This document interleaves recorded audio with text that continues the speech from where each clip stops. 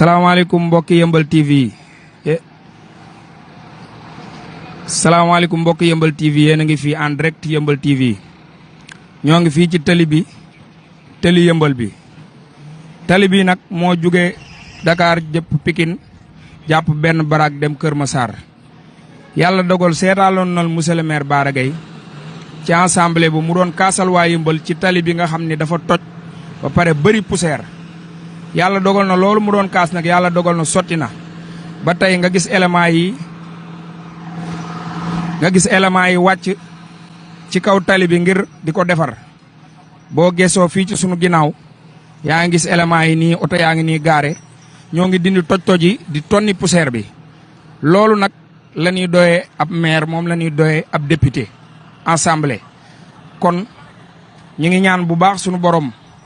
ñi ngi ñaan sunu borom mi nga xam dara tawu ko yàlla na nu àggalee sunu sago waaye monsieur le maire Bara Gaye daal ñoo ngi koy sant di ko ñaanal ndax tam député loolu rek lay jariñ ci aw askan bu gisee lu mu war a kaasal askan assemblée mu kaas ko ñi ngi yàlla dogal na fii ba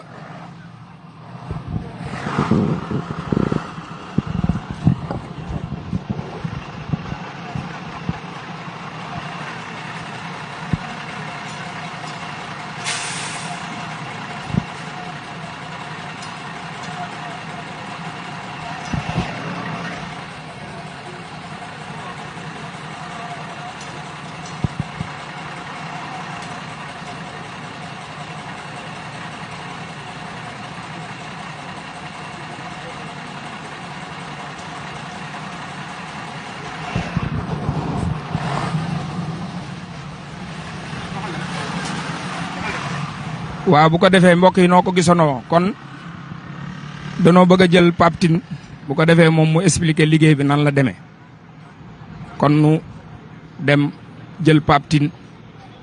nu laaj ko liggéey bi nan la demee ak kañ lay tàmbali ak kañ lay yem.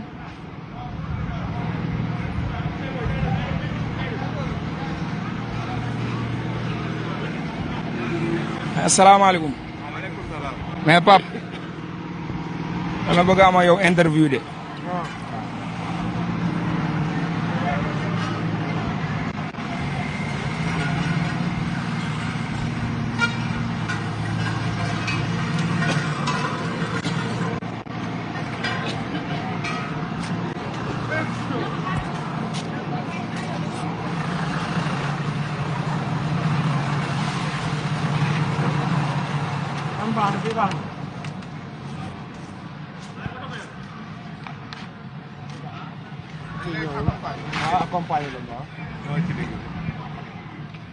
Pape noo ngi lay nuyu yaa ngi en direct Yeumbeul TV yàlla dogal yaa jiite liggéey bi ñu bëggoon la laaj liggéey bi fu mu toll ak yan taxawaay ngeen ci am. maa ngi leen fay je pense que c'est Yeumbeul TV di leen nuyu di leen gërëm bi ngeen ñëwee jël ci information bi pour askanu Yeumbeul. liggéey bi ñoo ko gisandoo liggéeyu commune bi la mairie Yeumbeul Sud parce que c'est le maire Bara Gaye moo jël ay engagement parce que ñëpp xam nañ ne depuis des années ñu ngi war a def élargissement route bi yokk ko commencé nañu Liberté 6-7 ba Kër Massar Malika en passant par Malika ba Yeumbeul Nord mi nga xam ne ni moo sës si ñun foofu yëpp travaux yi commencé nañ ko ba defar assainissement yi boobu ba léegi Thiaroye Gare ak Yeumbeul Sud ñoo si des te vraiment suñu askan boo leen fàttali ko maire bu muy def campagne am si local yi il a parlé si cadre de vie bi ne vraiment soo gisee lu mu luppe si élection yi mooy cadre de vie bi donc cette année da ko dajee cadre de vie bi moo tax ren vraiment il a pris ses engagements comme que AGEROUTE ñëwagul l'état ñëwagul pour defar élargissement route bi poussière bi bëri na toj-toj yi bëri na mu ne moom na jël engagement wut des partenaires ñu liggéeyal ko télé bi ba jour bu AGEROUTE ñëwee def seen liggéey pour loolu yëpp pour soulager suñu askan yamul si Yeumbeul Sud lépp parce que fii voie boo xam ne la fii ba Jaxaay fii la ñuy jaar tout le département de Kër Massar Yeumbeul Sud la ñuy jaar mooy entrée mooy sortie kon donc loolu suñ ko defaree c'est pour tout le département kon donc loolu dañ ko si féliciter di ko encourager c'est un bon début c'est intéressant ça nous permet aussi ñun ñu yore environnement yaatal télé bi pour askan wi am fi nañ doxee lépp luy gris si télé bi dañ koy dindi lépp luy yokk si télé bi dañ koy dindi pour cadre de vie bi mën a normal. ah kon yamoo leen ci dindi poussière bi ak pax yi kon giri yi ci kaw tali bi yëpp dafa war a dañ. giri yi ci kaw tali bi yëpp dafa war a dañ pour yëmbal vraiment kanamu yëmbal xar kanamu yëmbal changé waxu Bara Gaye yu mu leen digoon si local yi si campagne bi nit ñi xam ne kat lu mu leen waxoon ma nga sa duut na sa baaraam vraiment bëgg nañ changer le visage de Yeumbeul Sud d'une manière vraiment extraordinaire. c'est ça daal moo suñu mbébét moo suñu yéene vraiment le travail nag ça dure que 15 jours bëgg nañ au maximum moom la ñu wax ak entreprise bi 15 jours pour que soulager population bi ñu mën a dellu si jàmm. c'est bon.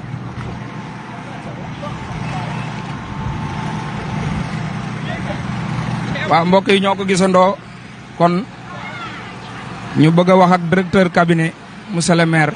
Laye Sagna moom it mi ngi nii teew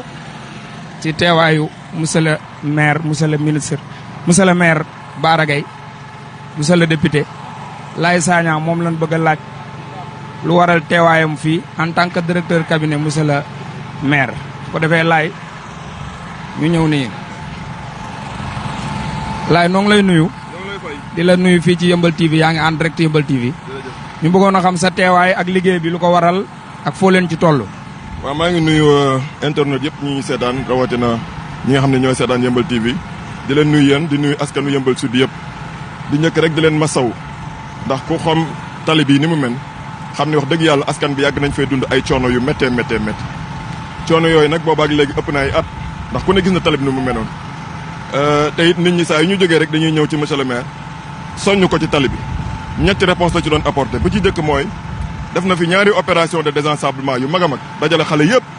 ñu ñëw dindi suuf si ba mu set mais buñ ko dindee ñaari fan lañ ciy teg suuf si yëpp ñëwaat loolu buñ ko defee ba ñaari yoon xam ne lii du solution beneen tamit bu nit ñi daw see ñëw ci moom ne ko monsieur le maire loo xam ci tali bi mu ne leen wax dëgg yàlla ay la yëwén ku ne xam ne ni am na fi projet grande route des Niayes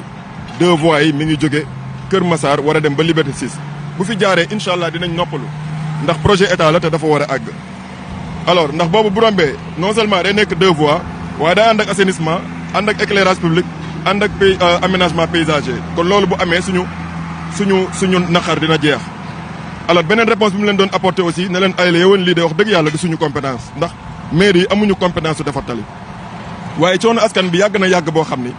mënatul woon toog seetaan loolu moom moo waral mu ne day jël décision am ut ay pexe ci lii ndax projet 2 voies yi ku ne gis na ni dafa tagga tembe ma nga tagee ca station Yeumbeul waaye tamit ñi nga xam ne ñoom lañu war a fay seen impasse ñu war a jóg sax ba léegi kenn fayagu leen kon loolu mënaguñoo xam kañ la te moom en tant que maire nit ñi di daj coono moom mu ànd ak ñoom di dajandoo coono ci tali bi mënul croiser les bras di ci wut pexe bi mu ci wut nag dafa waxtaan ak ay nit ñu bari na leen ku xam ku mën a defar tali bi boole ma ak moom Serigne Cheikh Gallo Thiawlaay ñëw am ku mu ko booleel mooy waa Eco Asphalt ñii te ku xam Cheikh Gallo xam ne wax dëgg yàlla lépp lu jëm ci développement Yeumbeul ci loolu lay dox donc ñu ko ci nuyuwaale di ko sant di ko gërëm ci médiation boobu mu def ba boole ñoo kii mu defal ñu benn devis bu 25 millions yàlla dogal boole wuñ ko woon ci budget bi prévoir wuñ ko ndax bokkul suñu compétence naam waaye tamit bokkul tamit ci lu ñu prévoir mu ne am naa budget bi waaye dinaa ko wuti ci samay xarit samay nawle samay am di jàmm yàlla mi dara tëwul def waa Yeumbeul ak waa Kër Massar yóbbu ko assemblée nationale mën naa wax ne lii ñu def tey foofu la lépp sottee ndax ci biir travaux de commission yi ba muy recevoir ministre de l'urbanisme bi di Abdoulaye Seydou Sow ci la ko kaas wax ko ni waa route des Niayes li ñuy dund metti na ndax tali bi yàqu na amatul sax tali daanaka te loolu boobu ba léegi yéeg nañu seetaan da ngeen ñu war a dimbali ci tali boobu ndax mu baax mu wax ko ni dinañ ko defar waaye boo xamee ñaata la nga wax ñu mu ne ko ñun def nañ lépp xam nañ ñaata la waaye dañoo amul xaalis bi Abdoulaye Seydou Sow jël responsabilité dem ne may naa la indil leen ma facture bi man ma fay ko loolu moo waral keroog ba mu taxawee ci assemblée nationale njëkkee ci propos mu gërëm kon ci loolu ndax seen diggante lu yàgg la depuis PDS xaritam la mu jàppale ko ci jël en charge mbir mi loolu moom moo waral entreprise bi ñëw tey pour defar tali bi ngir soulager askan bi yëpp yemul foofu bi Mansour Faye ñëwee it renouveler na ko demande bi xam na ko ni département laa yor Kër Massar bëri na ay tali yu yàqu loolu moo waral waa AGEROUTE seen jëmi bopp ñoom it ñëw nañ fi ànd ak Mansour Faye pour def visite de reconnaissance ñoom tamit commencé nañu ndax lu du ko dalee police Thiaroye ba essence Yeumbeul dañ ko war a defar waaye tamit boo jéggee pont bi wàcc marché Thiaroye gare ku ne xam ne ni diggante boobu ak poste Thiaroye kenn mënu faa dem loolu tamit dañ koy defar waaye yemul foofu Bara Gaye da leen yebal route de Boune ba teen ba ndax foofu ku ne xam ne ni foofu yëpp dafa yàqu pour ñoom it ñu defar ko kon loolu moom la taxawaayam biir assemblée nationale jurandi pour l'instant ci li nga xam ne moom mooy ci wàllu mobilité te loolu lu am solo la donc ñu ngi massaw nag askan bi ci jafe-jafe yi nga xam ne travaux yi dina ko indi ndax ay déviation dina am ñi nga xam ne seen mbedd yi oto yi daa fa jaar dina fa jaar nañ comprendre te xam ne lii du yàgg incha allah rabbi waaye bu noppee rek incha allah ñun ñëpp dinañu noppaliku ci dem ak dikk bi fii ci yëmbal waaw loolu daal vraiment moom mooy li ñu ci bëggoon a wax di massawaat encore une fois ku ne gis na oto yi fi yàqu kenn xamul ni mu toll yaram yi fi sutante kenn xamul ni mu toll ndax gërë ndax ay pax yu dul jeex waaye tey jii ci marché bi mi ngi doore fii ci croisement Tali Diallo ba tournalu Boune ba tournalu yëmbal j'allais dire donc diggante bi entreprise bi dina ko jël à hauteur de 25 millions ñoom tamit ñu leen di gërëm muy waa Eco Asphalt di leen remercier bu baax a baax di remercier waa yëmbal yëpp ci seen taxawaay ndax lii loolu suñu liggéey la ndax trottoir yi wax dëgg yàlla occupation anarchique la dëgg la amuñu woon pexe benn yoon ci tali bi ndax suuf si bari woon na boo ko génnee mu ñëwaat waaye tamit comme anarchie dafa amoon xëy na mënoo teg ñëpp ci yoon dañu bëgg ndax entreprise bi dafa am ñaari mission bale tali bi ba mu set defaraat nid de poule yëpp bu tali bi leeree ñu ut équipe bu koy bale régulièrement waaye trottoir yi aussi képp ku ko occupé de façon anarchique dañ libéré trottoir yi ba nit ñi mën a doxaat ci kaw trottoir yi ndax vraiment kaw tali bi suñu yaakaar leen la woon rek muy 2 voies yi te ku gis 2 voies yi Kër Massar xam ne lu rafet la lu baax la jàppoon nañu bu fi rombee dina réglé waale lépp waaye comme mënatuñoo xaar loolu ndax même waa Ageroute ñu ngi wut solution transitoire ñu ngi xool nu ñuy defaree nid de poule yi en attendant comme ñooñu amaguñu pexe kon ñu nit dañu wut pexe kon lii bu jàllee rek incha allahu rabbi trottoir yi képp ku ko occupé woon dina ko libéré. amuñu ci yaakaar boo bëggee dëgg-dëgg parce que lu toll ci 300 familles la ñu war a indemniser te indemniser guñ leen te ku ne xam ne ne liggéey ba mu taxawee yàgg na loolu mi ngi ci diggante Caaroy kaw ak yëmbal mooy village traditionnel ndax statut yu kër yi compliqué na complication boo xam ne bi ñun bu ñu demee ba gis ni ñoom ñu ngi wut solution pour defar ay nid de poule kon ñoom seen jëmmi bopp jàpp naa ne seen yaakaar bu doon 100 it wàññeeku na bu baax a baax ngir 2 voies romb donc comme nag travaux état la dañuy ñaan rek ñu def effort bi war indemniser nit ñi parce que population yi nga xam ne dañoo war a génn ñaar lañu laaj nañ leen indemniser nañ leen wutal zone de recasement feneen foo xam ne dañ leen fay yóbbu te loolu yëpp ay demande yu légitime la te ba léegi amaguñ ci réponse kon buñ demee ba toll fii projet bi waroon a jeex bu yàgg commencé gul sax yëmbal donc am naa yaakaar ne vraiment sama yaakaar daal wàññeeku na ci bu baax a baax. gis ne Malika benn baraag amul trottoir ñu ñëw ba sa tali bi loolu est-ce que yéen a ngi koy bàyyi xel bu fekkee 2 voies jaar na fi en tant que maire parce que ay risques yu bari mi ngi am foofu. dëgg la fii warul mën a am foofu fii parce que fii dañoo mesurer jël en compte non seulement 2 fois 2 voies yi waaye tamit jël trottoir yi loolu moom moo waral ñu war a fay ay nit pour ñu jóg boo dee xool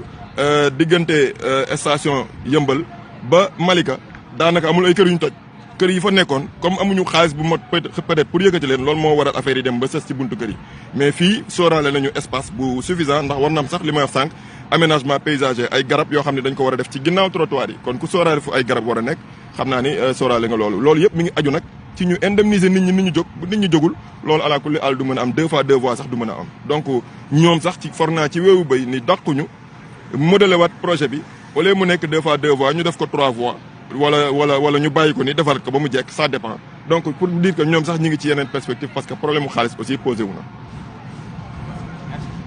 jërëjëf.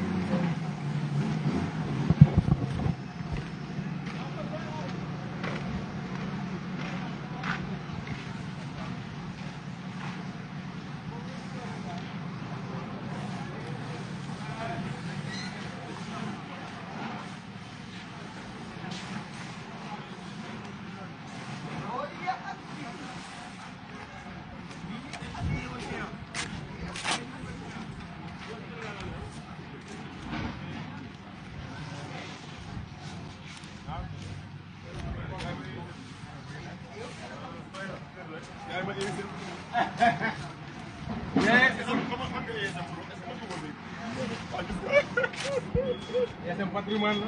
Yesem moo jur Yeumbeul TV bi. léegi da ko sacrifié. waaw jaay ma ko. boobu moo ma gën a Yeumbeul TV. xam nga ne boobu moo ma gën a Yeumbeul TV.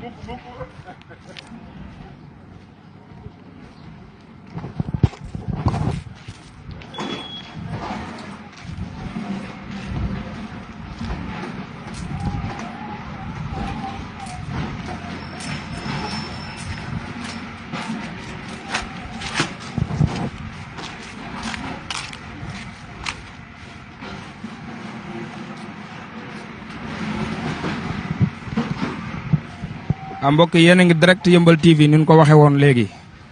gis nga mboolem trottoir boo leen fi gis lépp doonoo wax ni dañ koy dindi ndax trottoir bi nit ñi man di fi jaar mu am seen ndax lii lépp bokkul ci place yi trottoir yëpp wax nañ ni dañ koy dindi. kon loolu nag ñun ñëpp ñoo ko déggandoo noo ko gisandoo dégg nañ ci kilifa yi ñu wax ni trottoir bi dañ koy dindi ndax tam li nga xam ne moo jaadu mooy trottoir pour nit ñi di fa jaar la mais du pour teg table du pour jaay du pour lenn kon nu bàyyi loolu xel bu baax a baax ni mbooleem trottoir bu fi ne joxe nañ ndigalal dañ koy dindi mu jógee ci kilifa yi nga xam ne ñoo nekk ci mairie bi.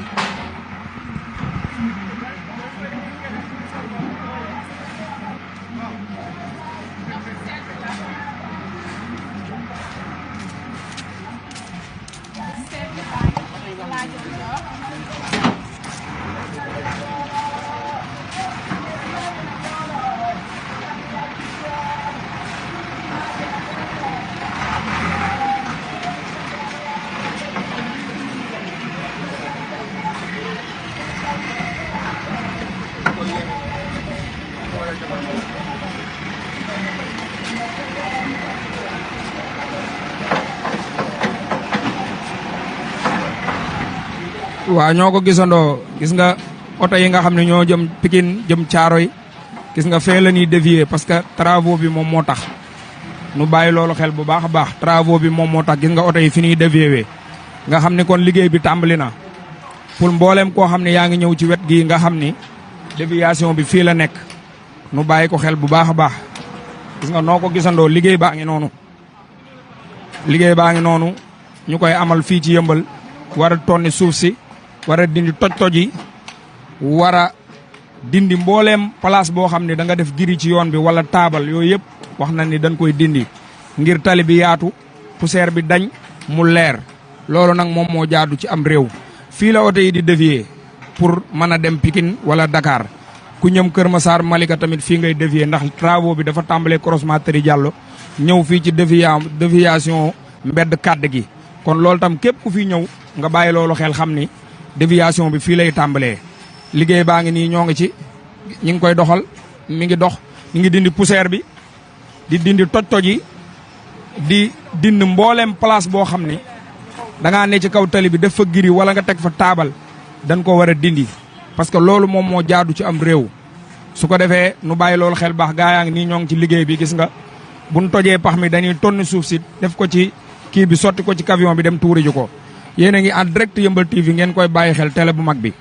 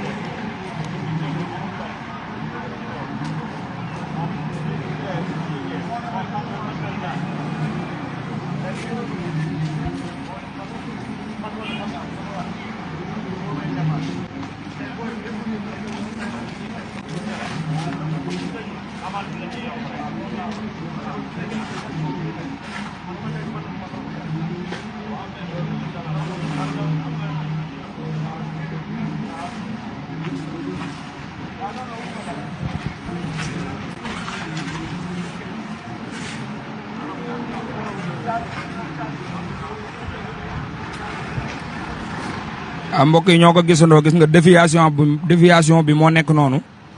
boo ñëwee ba bitigu Bamba foofu ngay dévier mën a génn nii bàyyi rond-point Thiaroye bi ndax foofu la travaux bi toll gis nga oto yi fi ñuy génnee travaux bi tamit ñun ñoo ko gisandoo dañuy toj pax mi tonni ko def ko ci ndëraan bi mu sotti ko ci camion mu dem tuuri ju ko ndax maanaam gis na ni tëli bi dafa poussière waa Yeumbeul doon ko jàmbat ak toj-toj yi boo yoree scooter doo mën a jàll boo yoree saret doo jàll oto bu sekkusee daanaka ay feebar la lay jural ay tawat yàlla dogal ñu toll ci liggéey bi nii déviation bi moo nekk noonu lii ñun ñëpp ñoo ko gisandoo yéen a ngi en direct Yeumbeul TV pax yi la ñuy defar dindi suuf si ngir poussière bi mën a dañ dégg nañ ci léegi ci directeur cabinet Lay Sagna mu wax ni bu liggéey bi yeggee dinañ wut ñoo xam ne ñooy continuer di amal mbale bi ak di ko nettoyer loolu tamit lu baax la kon loolu ñoo ngi koy saluer di fàttali rek ni déviation bi nga xam ni moom moo am mi ngi tàmbalee bitigu Bamba foofu ngay dévier bu dee da ngaa jëm Malika su fekkee da ngaa jóge Yeumbeul yaa ngi dévier ci boo jubee ci rond-point Thiaroye bi muy Tëli Diallo croisement Tëli Diallo kon ñu bàyyi ko xel bu baax a baax wax nañ léegi dégg nañ ci kilifa yi léegi ñu wax ni tamit mboolem taabal wala place wala koo xam ne da ngaa daaj sa mbaar ci tali bi dañ lay jëlee foofu parce que dañuy yaatal tali bi lépp loo xam ne ci tali bi la bokk fas yéene nañ ko fee jëlee ngir yaatal tali bi ngir defar ko su ko defee loolu ñu ngi koy fàttali ñëpp ñu bàyyi ko xel yéen a ngi fii ci direct ci Yeumbeul TV.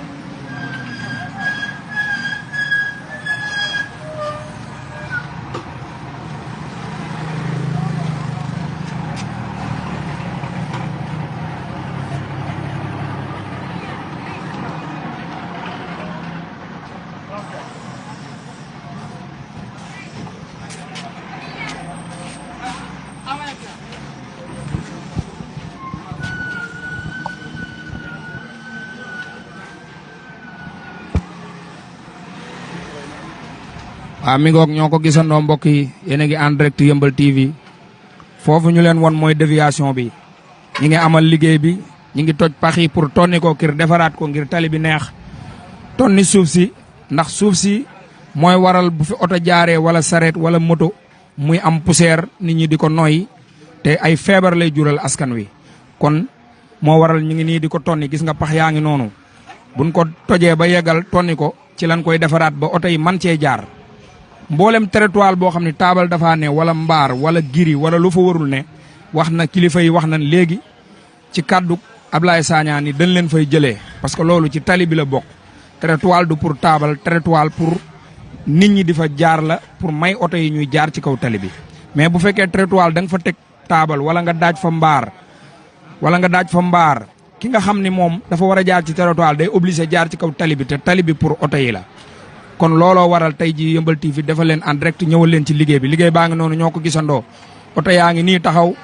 gis nga pax yi buñ ko tojee ba yeggal ci lan koy defar ba mu méngoog tali bi trottoir yi dégg nga ni ma leen ko waxee mboolem ku fi am place bu génn ci tali bi wax na ni dañ koy génne dañ ko fay jëlee parce que loolu du yoon loolu baaxul ci am réew lu ko defee loolu nan ko bàyyi xel bu baax a baax a baax loolu nu bàyyi ko xel bu baax a baax ndax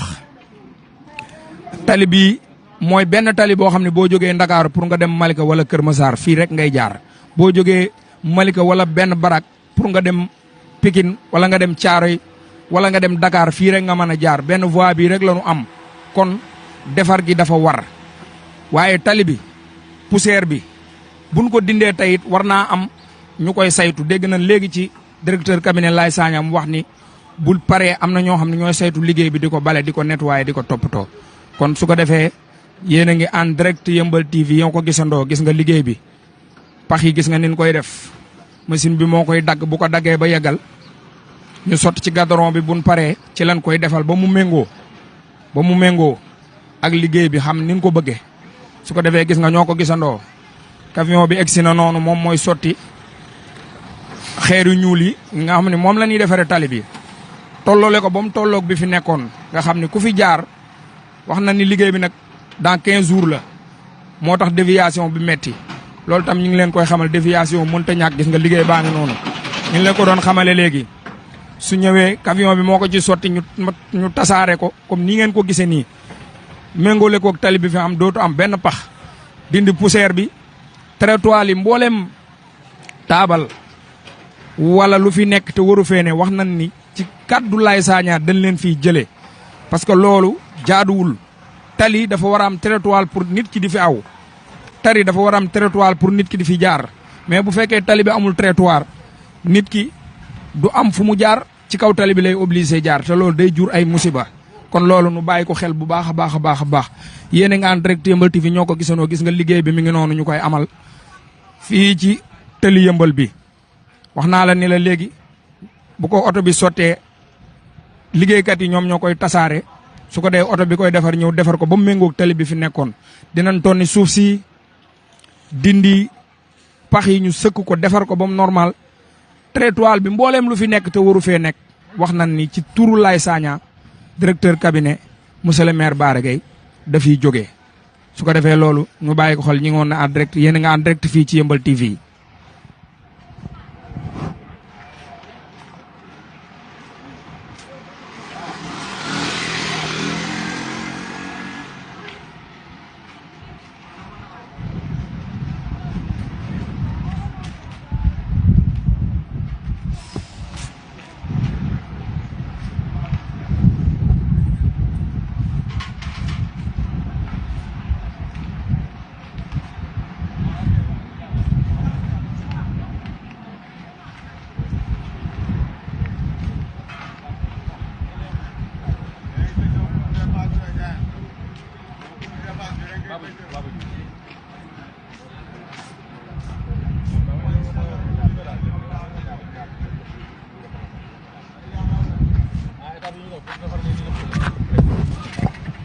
waa ñu ngi leen di nuyuwaat fii ci Yeumbeul TV Baba Diouf noo ngi lay nuyu di la dalal fii ci Yeumbeul TV comme yow yaa kilifa gi jiite liggéey bi nan lañ koy defee ak ban étape la liggéey bi toll. waaw maa ngi leen di nuyu yéen waa Yeumbeul TV bon premièrement li ma mën a wax mooy après bi ñuy nettoyé tali bi ba identifier nid de poule yi li ñu def mooy dañ ko escarifier mooy dañ dindi képp garga bu nekkoon si suuf couper ko dañ ko dindi dañuy tegg li nekkoon ci biir mooy génn saleté daal pour ngeen mën a comprendre ñu couper ko en cadre pour esthétique bi parce que liggéey revêtement mooy li ngay sol foog mu rafet léegi bi ñu couper esthétique bi ba nettoyé ko dañ ko arrosé avec un peu d'eau d'abord pour mu toog mu am assise après ñu accroché ko ak de l'émulsion mooy si li Sénégal yi gën a xam goudron léegi bu ñu ko accroché ak 0,1 d'abord mettre de l'émulsion après nag ñu door a andi enrobé bi mooy produit bi ngay gis ne ak béton bu ñuul bi xam na c'est un mélange à la longue moo lay jox enrobé ñu sotti ko ci nid de poule yi pour man ko réparer ba mu jël niveau normal dañuy sotti première couche d'abord compacté pour mu mën a toog après ñu sotti beneen couche compacté ko niveler lépp defar ko ba mu rafet après c'est terminé ñu avance ci kanam waaw en résumé c'est ça. waaw léegi Baba maanaam liggéey bi noonu nga ko expliqué gis nañ ko waaye ndaxam après yàggaay bi dina mën a diire bi mu war a diire wala dañ ko def rek pour dimbali nit ñi ci pax yi wala dina mën a diire. waaw bon en réalité diire moom dina diire mais du comme ni nga ko gisee nii mooy nid de poule lañ nekk di réparer nekk ñu di defar tali en tant que tel nid de poule lañuy réparer buñ ko réparer nag dina diire ñun boobu buñ ko defee dina diire incha allah. diire moom yow yaa ngi assuré loolu daal. voilà loolu moom maa ngi assuré bu nekk yàlla moom diire nu ko def. parce que technique yi xam ne moom la laaj lépp ñu ngi ko ciy def couper tout lépp ñu ngi ko ciy def voilà moo tax ragal naa bu paree daal dina diire. Baba jërëjëf ñu ngi naan ak Baba Diouf moo jiite liggéey bi dégg nga ni ngeen ko waxee ni mu ko waxee nee na liggéey bi bu yeggee dina diire ndax dañuy couper waat gadron bi ci kaw doog a jël liñ koy defaree mooy xeeri ñuul yi def ci kaw liggéey ko ba mu méngoo ak tali bi ni mu meloon wax na ni garanti ni ñëpp ni dina diire dina yàgg te dina doon liggéey bu mucc ayib kon ñun ñëpp ñoo ko gisandoo fii ci Yeumbeul TV en direct ñoo ngi Yeumbeul TV ci liggéey bi ci télé bu mag bi ci liggéeyu tali bi.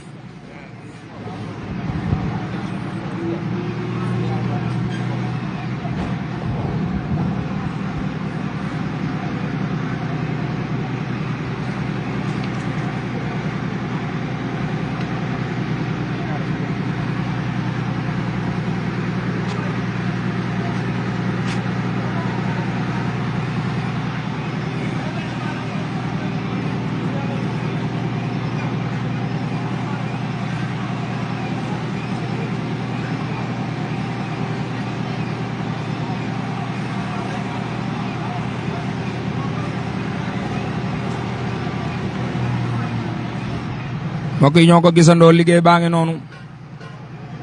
liggéeyu tali baa ngi noonu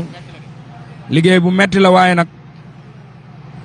macha allah ñi ngi leen di wax naal ni déviation bi mi ngi toll fële ci mbeddu kàdd bi foofu ngay dévier bu fekkee da nga jëm Pikine bu fekkee da nga jógee Ndakaaru ñëw ba Pikine yaa ngi dévier Bitigu Bamba ndax fii dafa am travaux bu fi am ñu war a defaraat pax yi sëkk ko defar ko ba mu méngoog tali ba mu méngoog tali bi dindi poussière bi dindi suuf si bale ko ba mu set trottoir bi mbooleem